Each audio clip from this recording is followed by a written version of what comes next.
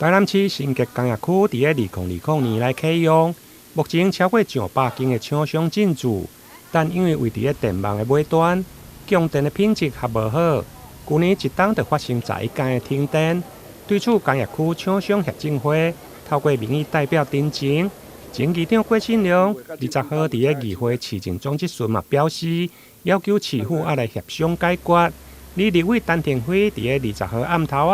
嘛邀请台电、市府甲厂商协进会来协商，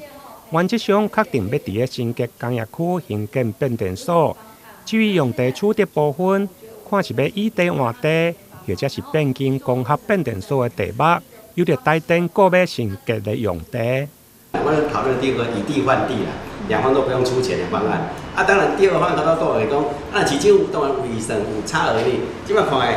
看起来工学目前的市价才要3万8嘛，要3亿8啦，有无3亿8，就是差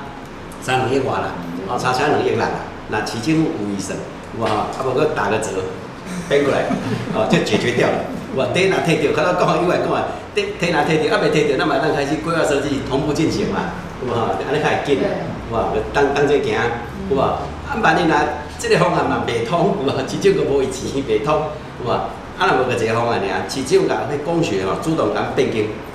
就是迄个变电所用地甲变掉啦，因为变掉了。阮咧当时的报告做好报告，遐个无变电所的地啊，所以阮爱先结爱买啊。土地问题的处分包括阮嘛要甲迄个财税局讨论啊，迄个部分是咩？包括ED的过程，市长是有透早的机会嘛，有甲各议长讲过啊，阮是全力配合。迄个情况安那，大家会当较好行。即摆较重要就是爱互因复电啊，互因的电力嘛，因为是供电稳定，这是重要的。伫咱整个要安那土地处理，有几个方向，就是以地易地，也就是市政府把所有变电所这个在台南市所有的变电所的土地拿来跟我们这个台电可能有一块比较大的土地的变电所土地来做更换。那这一块大的土地刚好在住宅区，价格比较高，那这一块就把它